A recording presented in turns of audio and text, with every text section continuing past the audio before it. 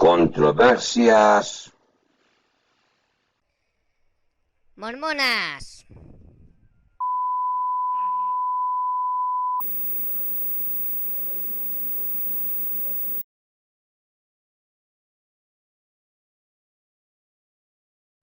Hola, mis estimados amigos, mis hermanos en esta aventura. Gracias por estar ahí una semana más o una ocasión más, escuchando a Emanuel, el profeta desconocido, en el cual vamos a tratar el capítulo 2 del libro de Fan Brody.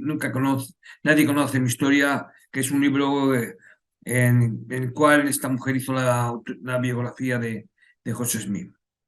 Bien, la semana pasada vimos el primer capítulo y hoy vamos a ver el segundo. Espero vocalizar bien en fin, vamos a ello. El camino que llevó a José hacia la carrera de profeta evidente y revelador está lleno de una maraña de leyendas y contradicciones. Tanto los relatos mormones como los no mormones parecen entrar en conflicto en cada momento. Los primeros documentos no mormones que lo mencionan, un registro de la corte y los periódicos, indican que José reflejaba la independencia religiosa de su padre. Las arengas de los predicadores y revivalistas que luchaban entre sí parece haberlo llenado solo de desprecio. Pero estos documentos contrastan notablemente con la biografía oficial de José, iniciada muchos años después cuando estaba cerca de la cima de su carrera. Esta última cuenta la historia de un niño visionario atrapado por la histeria del Renacimiento y canalizada en una vida de misticismo y exhortación.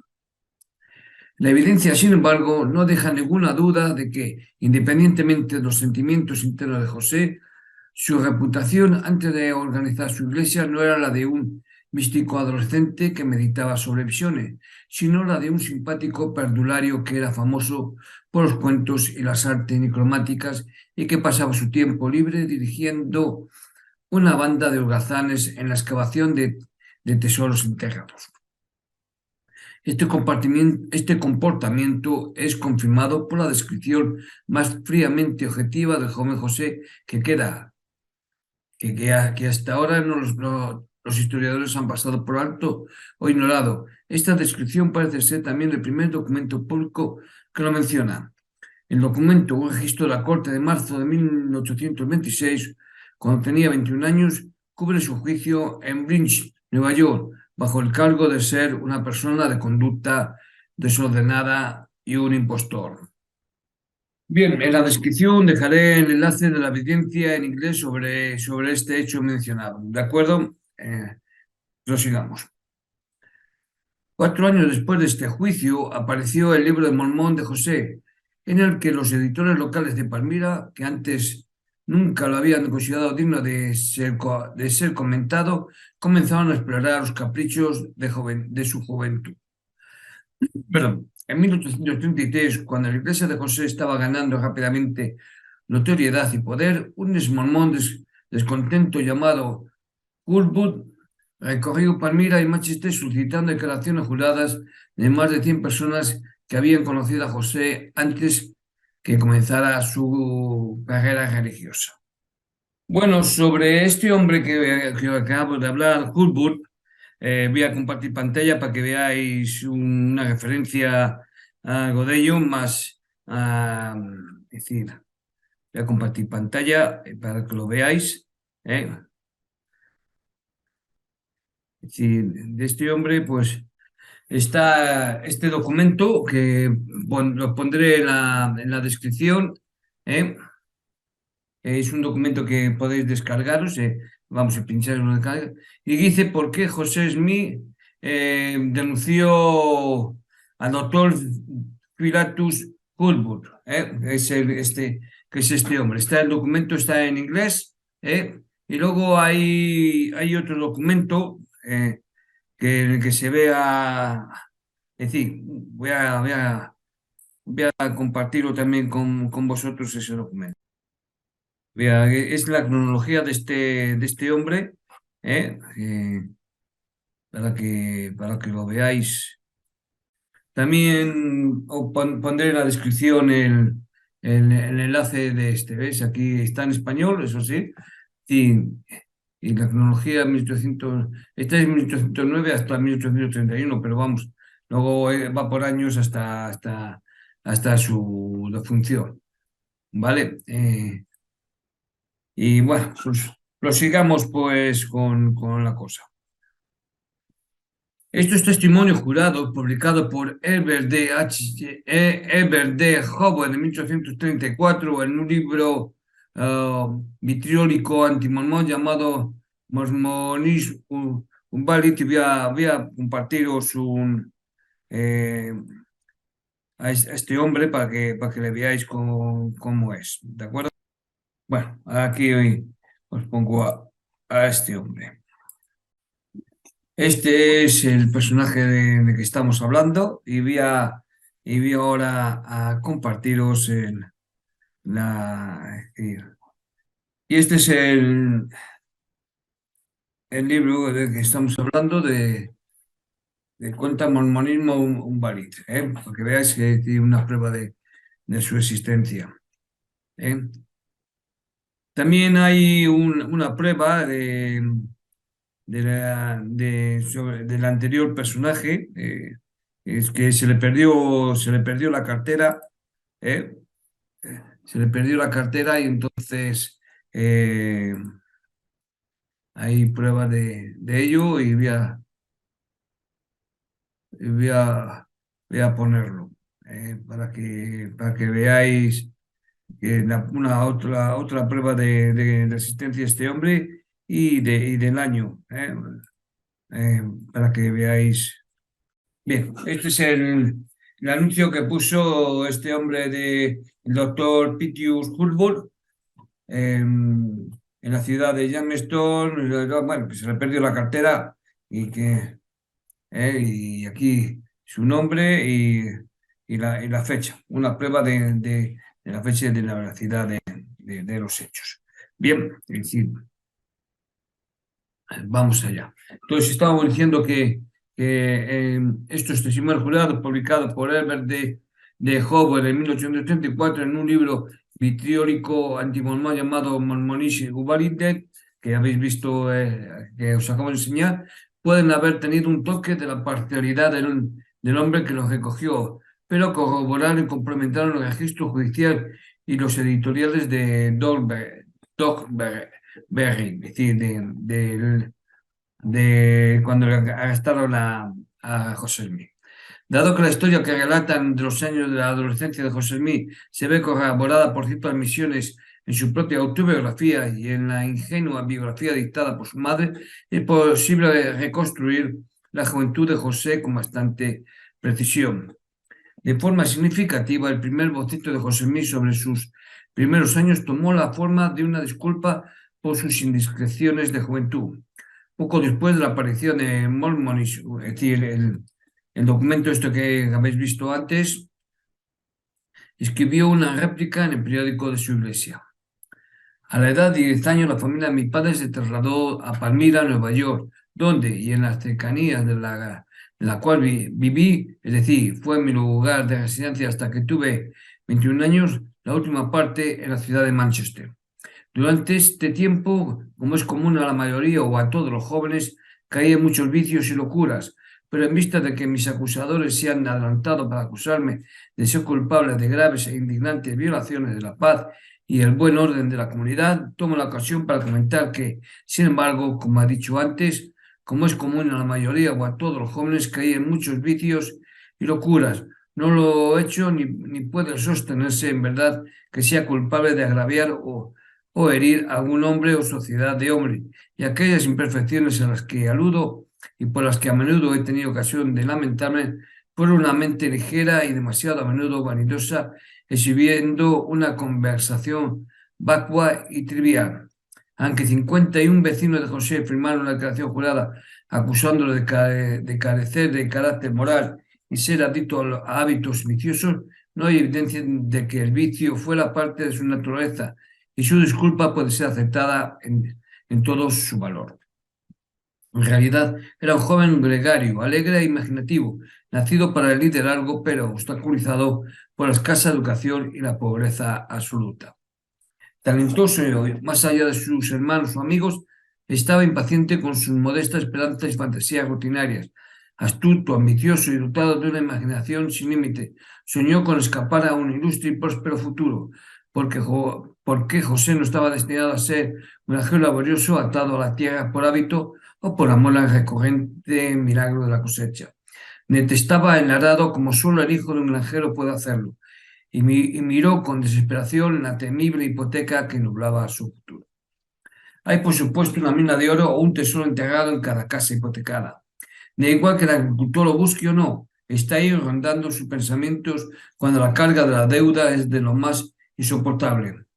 New England estaba llena de cazadores de tesoros, agricultores pobres y desesperados que, tras comprar sin querer acres de rocas, miraban a esas mismas rocas para producir oro como recompensa por su agotador trabajo.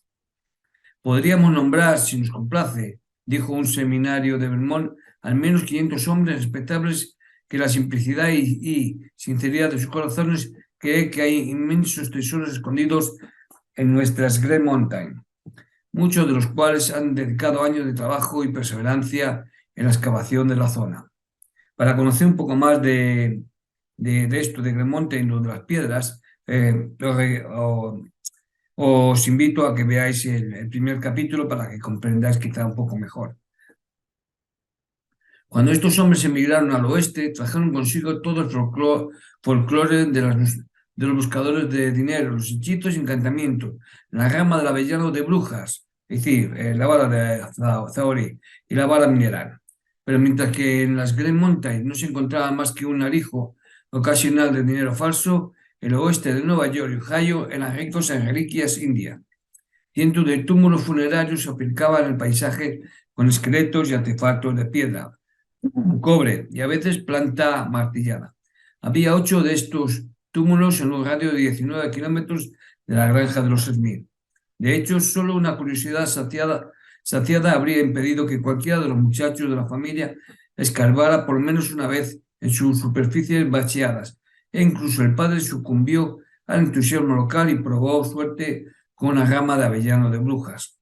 El joven José no pudo mantenerse alejado de ello, de la vara de Zauri. Es decir, la emoción por las posibilidades de tesoros indios y tal vez de oro español enterrados alcanzó su punto álgido en Palmira con la llegada de un adivino vagabundo llamado por el editor de Palmira, reflector de apellido Walters. No he encontrado foto de este personaje, entonces no puedo poner nada. Que se ganó tanto la confianza de varios granjeros como para que durante algunos meses le pagaran $3 al día para buscar dinero enterrado en su propiedad. Los vecinos de José más tarde contaron cuentos de piedras de vidente, fantasmas, encantamientos mágicos y excavaciones nocturnas. José Caprón juró que el joven José le había dicho que un cofre con relojes de oro fue enterrado en su propiedad y había dado órdenes a sus seguidores para clavar una serie de grandes estacas en el suelo a varias varas de distancia, formando un círculo, directamente en el punto. Uno de los del grupo marchó alrededor del círculo con una espada desenvainada para defenderlos de cualquier ataque que su majestad satánica pudiera estar dispuesta a realizar. Los demás cavaron furiosa pero inútilmente en busca del tesoro. Otro vecino, William Stafford, juró que José le dijo que había dinero enterrado en su propiedad, pero que no se podía asegurar hasta que una oveja negra fuera llevada al lugar y se la condujera en círculo, sangrando, con la garganta cortada. Este ritual era necesario para apaciguar al espíritu maligno que guardaba el tesoro. Para satisfacer mi curiosidad, a mi tío Stafford le dejé tener una oveja grande y gorda. Después me informaron que la oveja fue asesinada según las instrucciones, pero como hubo algunos errores en el proceso, no tuvo el efecto deseado. Creo que esta es la única vez que les resultó rentable el negocio de excavar por dinero. Bueno, sobre este hombre, William Stafford, no encontré ninguna fotografía, entonces no puedo mostraros cómo era, pero bueno. Pero sigamos con el asunto. La búsqueda de dinero enterrado por parte de José comenzó en serio con el descubrimiento de una piedra vidente, cuando estaba cavando un pozo para Mason Chase. Y es la piedra que veis ahí en la imagen. ¿eh? Martin Harry declaró que provenía de unos 7 metros bajo tierra y José Caprón, testificó que José podía acceder a vistas maravillosas en ella, fantasmas espirituales infernales, montañas de oro y plata. La esposa de José una vez describió esta piedra como no exactamente negra, como veis en la foto, ya digo, sino de color oscuro, aunque no admitió ninguno de los primeros usos que se le dio. En años posteriores admitió francamente en el periódico de su iglesia y también en su diario que había sido un cazador de dinero, aunque escribió no era particularmente rentable, ya que recibía solo $14 al mes por ello, pero negaba enérgicamente practicar todos los abracadabras que le atribuían sus vecinos.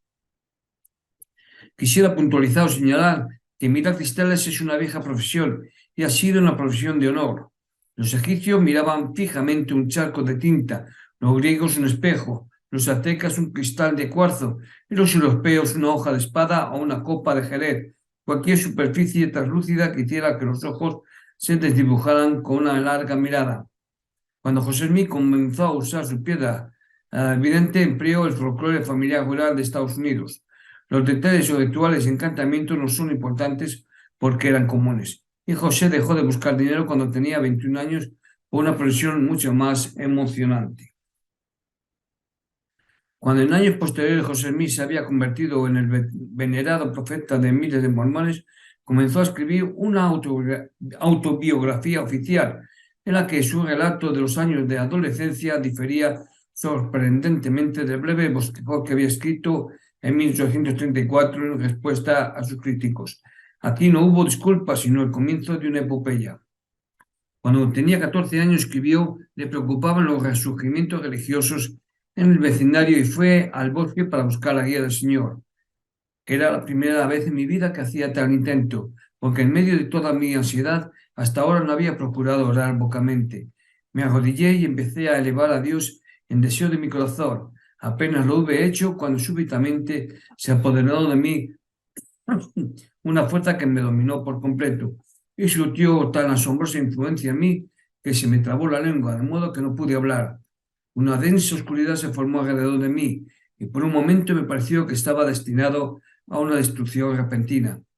Mas esforzándome con todo mi aliento por pedir a Dios que me librara del poder de este enemigo que se había apoderado de mí, y en el momento en que estaba para hundirme en la desesperación y entregarme a la destrucción, no a una ruina imaginaria, sino al poder del ser efectivo del mundo invisible que ejercía la fuerza tan asombrosa como yo nunca había sentido en ningún otro ser, precisamente en este momento de tan grande alarma, vi una columna de luz más brillante que el sol directamente arriba de mi cabeza, y esta luz gradualmente descendió hasta descansar sobre mí. No bien se apareció, me sentí libre del enemigo que me había sujetado. Al reposar sobre mí la luz, vi en el aire arriba de mí a dos personajes, cuyo fulgor y gloria no admiten descripción. Uno de ellos me habló llamándome por mi nombre y dijo, señalando al otro, estoy mi hijo amado, escúchalo. Este es el de la descripción de la primera visión del año 1838, la versión oficial de la Iglesia, ¿de acuerdo? Pero hay cuatro versiones diferente de la primera versión. Yo, es decir, tengo un vídeo al respecto, si queréis conocer más sobre ello, pues podéis ver mi vídeo. Había sido mi objeto recurrir al Señor para saber cuál de todas las sectas era la verdadera, a fin de saber cuál unirme. Por tanto, luego que me hube recobrado lo suficiente para poder hablar, pregunté al personaje que estaba en la luz arriba de mí cuál de todas las sectas era la verdadera y a cuál, es decir, seguimos con la descripción de la primera visión, debía unirme.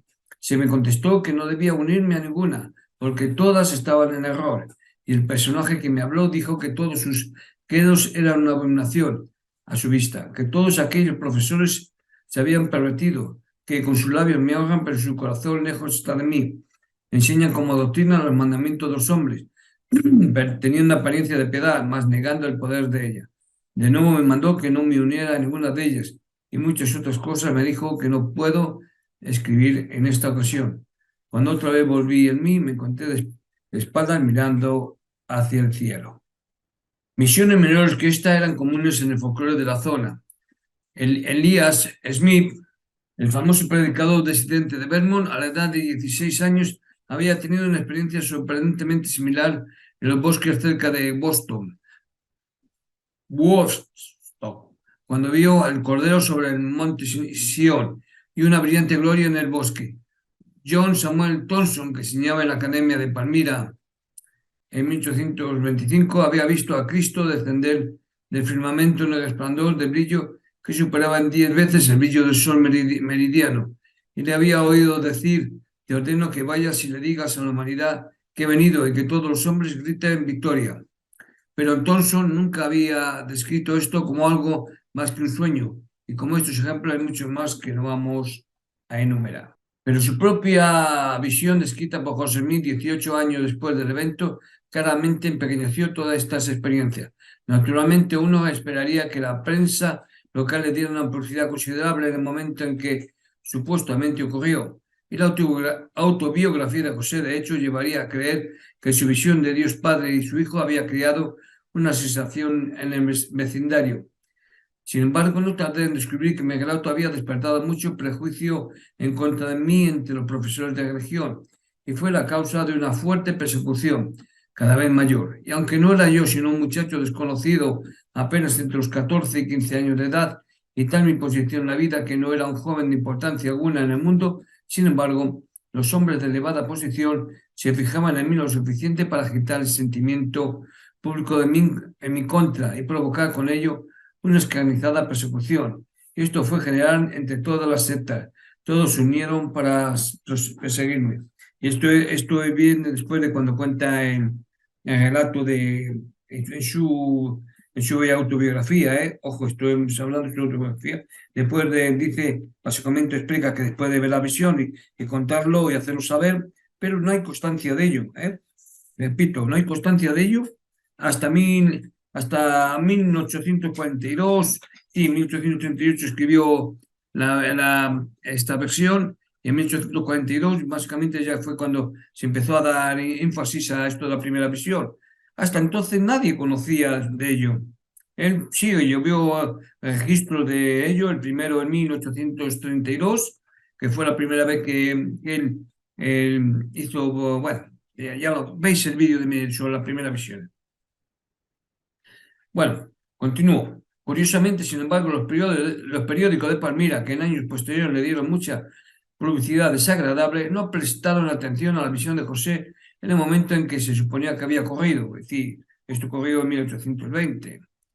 De hecho, Berry insistió en el Palmira Reflector del 1 de febrero de 1831. Sin embargo, parece bastante seguro que el profeta nunca hizo ninguna pretensión seria a la religión hasta su tardía y fingida revelación, el descubrimiento del libro de Mormón. Señaló el 14 de febrero que los seguidores de José en Ohio afirman que habían visto a Dios frecuentemente y en persona, y que se exhibieron con misiones y papeles que decían estar firmados por Cristo mismo. Pero insistió el 28 de febrero.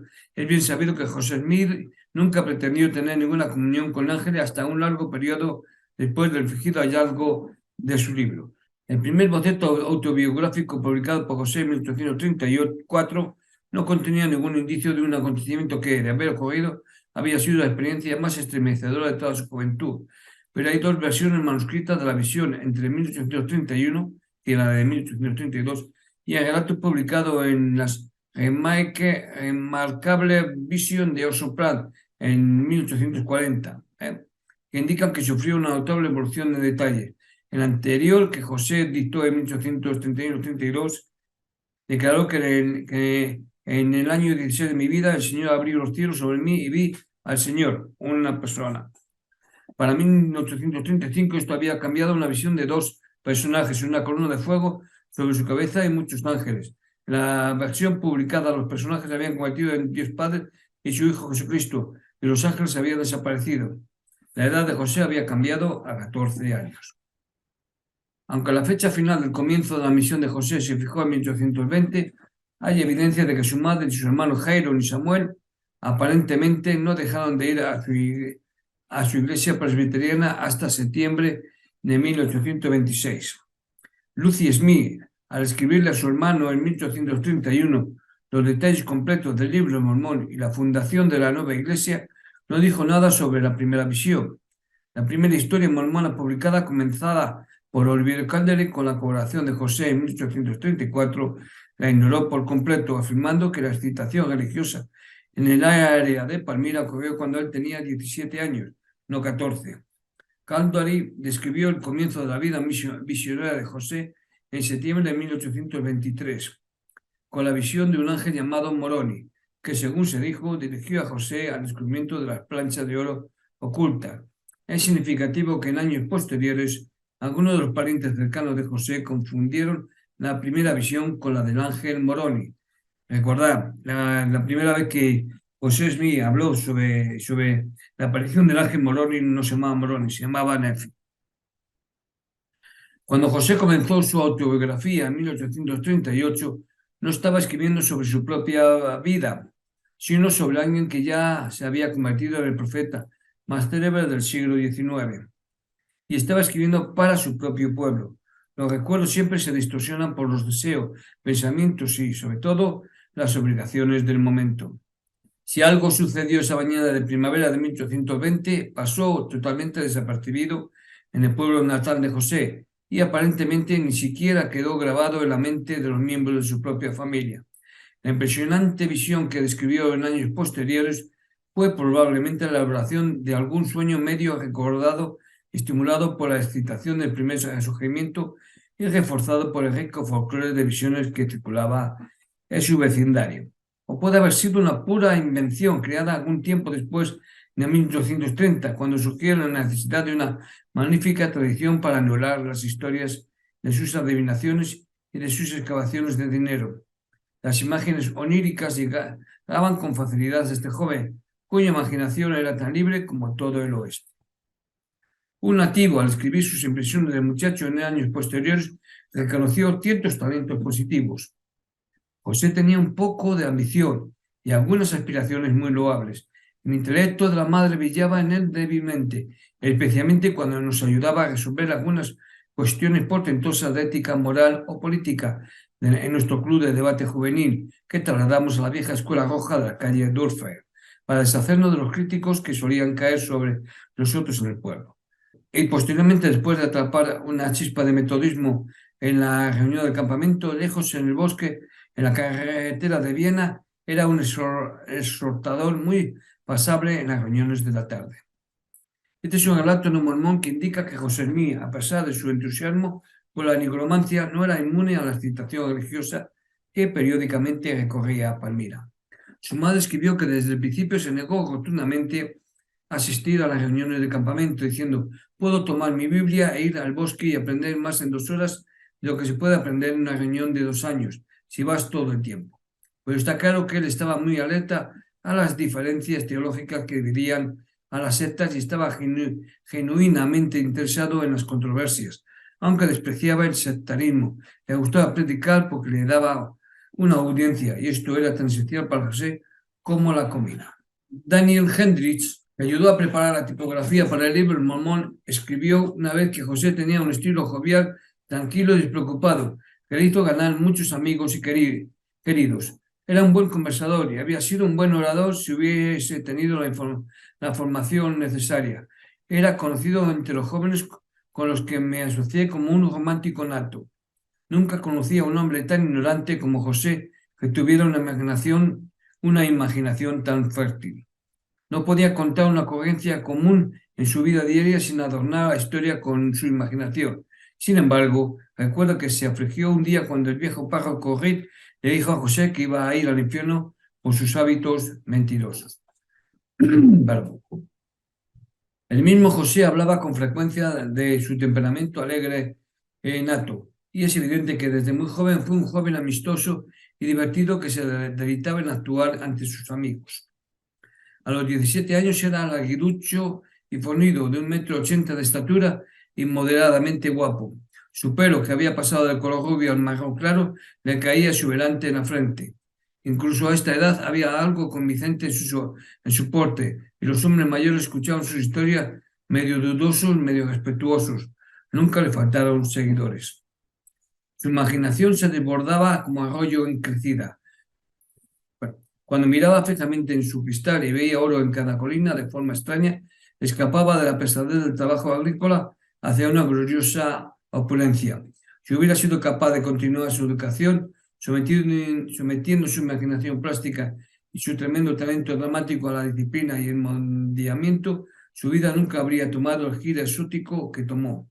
Su mente era ágil y ansiosa, y el estudio disciplinado podía haber causado que sus talentos creativos se volvieran más convencionalmente provechosos. Stephen A. Douglas, también un gran líder natural, asistió en esos mismos años a la Canandaigua Academy, a unos 14 kilómetros al sur, y fue allí donde tomó la medida de sus propios talentos vigorosos y procedió a ponerlos en práctica.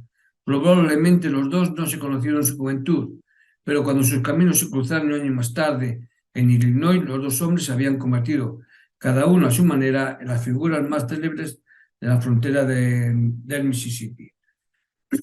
Pero esa cuestión abierta, si el exuberante espíritu de José se podría haber encauzado en alguna disciplina.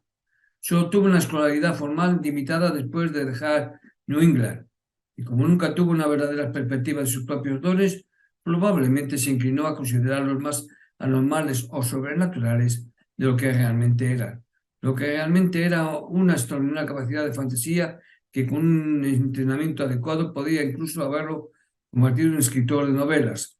Era visto por él mismo y sus seguidores como una genuina clarividencia y por la gente más piadosa del pueblo como una mentira escandalosa.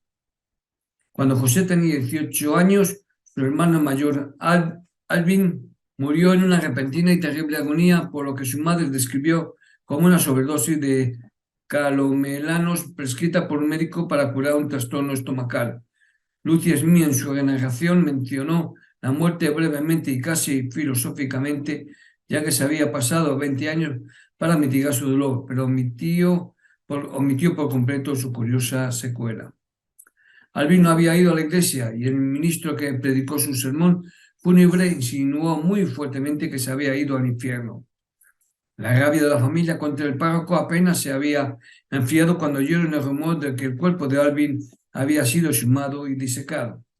Temiendo que fuera cierto, el anciano Smith abrió la tumba el 25 de septiembre de 1824 e inspeccionó el cadáver. El 29 de septiembre y durante la semana siguiente publicó el siguiente anuncio pagado en el Wayne Sentinel. Al público, considerando que se ha puesto en circulación informes que dicen que mi hijo Alvin ha sido retirado del lugar de su enterramiento y disecado, informes que toda persona que posea sensibilidad humana debe saber que están peculiarmente concebidos para desgarrar la mente de un padre y herir profundamente los sentimientos de las relaciones. Yo, con algunos de mis vecinos, esta mañana fuimos hasta la tumba y removiendo la tierra encontramos el cuerpo que no había sido perturbado. Este método se toma con el fin de satisfacer la mente de aquellos que lo han puesto en circulación, a quienes se les pide encarecidamente que desistan de ello, y que algunos creen que han sido estimulados más por el deseo de dañar la reputación de ciertas personas que por una filantropía por la paz y el bienestar mío y de mis hijos. Firmado José Smith, padre, pues se entiende. Palmira, 25 de septiembre de 1824. Es difícil explicar esta cruel broma pesada como otra cosa que no sea el intento de alguien de ridiculizar las actividades de excavación de la familia Smith, que nunca se había interrumpido seriamente. De hecho, para cuando tenía 19 años, el joven José comenzaba a adquirir una reputación de necromante de excepcional talento que contaba incluso con su padre y su hermano Jairo entre sus seguidores. Su madre escribió que Josiah Stowell vino desde Pensilvania para ver a su hijo, por haber oído que poseía ciertas claves por las que podía discernir cosas invisibles al ojo natural. Stowell, un anciano granjero de Sol Bainbridge, ahora Acton, Nueva York, había venido al norte a visitar a sus parientes y había conocido a José en Palmira. Simpson Stowell le rogó que mostrara sus talentos mágicos ante el anciano, y José, siendo amigo de Simpson, le complació describiendo en detalle la casa y los retratos de Stowell en Son Bainbridge. Stowell quedó tan impresionado que le rogó al joven que fuera al sur con él y le buscara una mina de plata perdida que se decía había sido explotada por los españoles en el valle de Susquehanna. Pagaría, dijo, $14 al mes y lo alojaría gratis. La cosecha había terminado y la perspectiva de ver un nuevo pueblo probablemente atrajo a José tanto como el salario en efectivo. Siempre leal a su familia, insistió en que su padre fuera incluido en el acuerdo y se pusieron en marcha con Stowen hacia el sur. Se detuvieron las estribaciones de Allegheny, permaneciendo por un tiempo en Harmony, Pensilvania, a orillas del romántico Susquehanna. Aquí se hospedaron con un bermontés grande, como un oso llamado Isaac Harry. Su anfitrión, un famoso cazador, pasaba la mayor parte del tiempo en los bosques, dejando a su esposa e hijas para cuidar los jardines y las vacas. José se sintió atraído de inmediato por la joven Elma, de 21 años, una chica morena de rostro serio y grandes ojos color avellana. Era tranquila, casi taciturna, con un aire inaccesible al que José, que a los 20 años ya era considerado un gran favorito de las damas, la respondía con atención más que casual. Al principio, Isaac Hadley ayudó a subvencionar las expediciones de Stover a las montañas, pero con los primeros fracasos se desilusionó rápidamente y pronto se volvió despectivo. 9 años después escribió sobre José, que para entonces se había convertido en su yerno. Su apariencia en esta época era la de un joven descuidado, poco educado y muy descarado e insolente con su padre. El joven Smith dio a los buscadores de dinero un gran aliento al principio, pero cuando llegaron a acabar cerca del lugar donde había declarado que se encontraría un inmenso tesoro, dijo que el encantamiento era tan poderoso que no podía ver. Entonces se desanimaban y poco después se dispersaban. Esto ocurrió alrededor del 17 de noviembre de 1825. Finalmente el padre José regresó a Palmira, pero el joven permaneció en la granja de Josías Stowen, quien parece nunca haber perdido la fe en los talentos sobrenaturales de su protegido. José trabajó en la granja, asistió a la escuela en invierno y pasó su tiempo libre buscando tesoros y cabalgando hacia Pensilvania para ver a El Mahar. En marzo de 1826, las artes mágicas de José por primera vez lo metieron en serios problemas.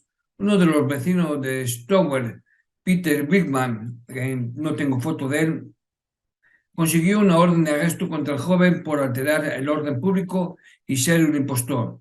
En el estrado de los testigos, José negó que pasara todo el tiempo buscando minas e insistió en que en su mayor parte trabajaba en la granja de Stover o iba a la escuela.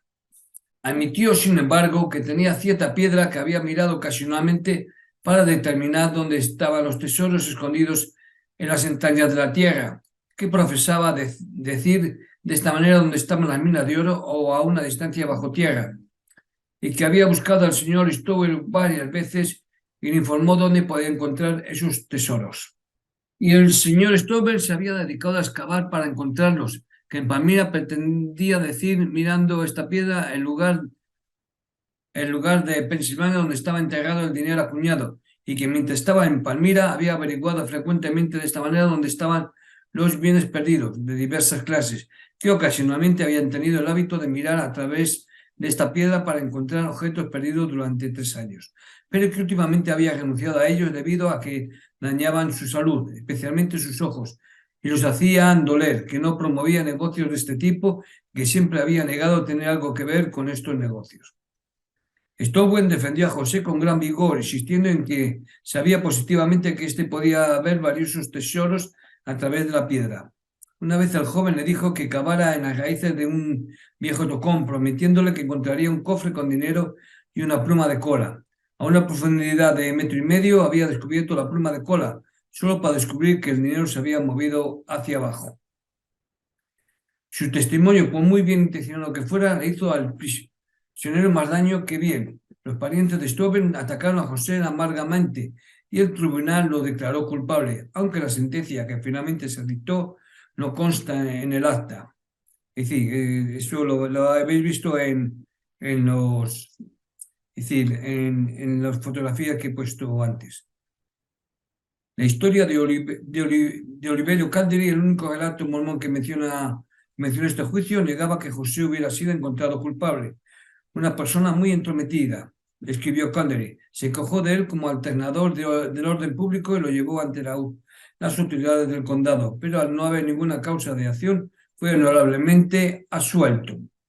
Parece que este juicio, el primero de una larga serie de crisis en su vida, sacudió a José en el sentido de la futilidad de su vocación, ya que ahora abandonó por completo la búsqueda de dinero, aunque conservó su piedra vidente y algunos de los artificios psicológicos del divino jurar.